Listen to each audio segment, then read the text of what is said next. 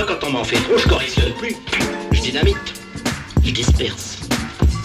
Je ventile. Les nominations et le siège des institutions sont les deux sujets sur lesquels les Européens sont capables de se battre comme des chiffonniers. Or, cette fois, la négociation, certes, a été un peu rude, mais les 27 ont respecté les règles de la bienséance.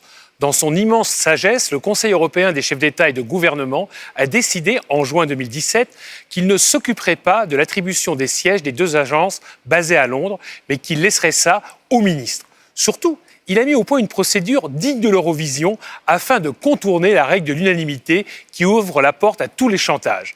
Chaque État s'est ainsi vu doté de 6 voix à répartir à bulletin secret, ce qui est une sacrée innovation, entre 3 villes. 3 pour son premier choix, 2 pour son second, 1 pour son troisième. Si une ville est le premier choix de 14 pays, elle gagne. Sinon, un second tour est organisé, mais seulement entre les 3 villes arrivées en tête.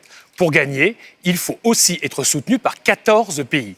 À défaut, un troisième tour entre les 2 villes arrivées en tête a lieu. Et s'il aboutit à une égalité, c'est le tirage au sort. Pour les 2 agences, c'est le hasard qui a tranché. Le sort a favorisé Amsterdam au détriment de Milan pour l'agence de médicaments et Paris au détriment de Dublin pour l'autorité bancaire. L'affaire a donc été rondement menée. Reconnaissons-le, l'union a manifestement grandi. Rappelons-nous le sommet de Laeken en 2001, lorsque les chefs d'État et de gouvernement se sont écharpés à coups de bourre-pif pour l'attribution de sièges de 13 agences européennes.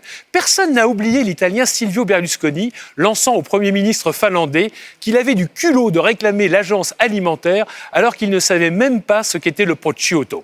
Ou Jacques Chirac, tout aussi agacé par les prétentions suédoises, qui a demandé au Premier ministre Göran Persson « Vous avez des filles chez vous ?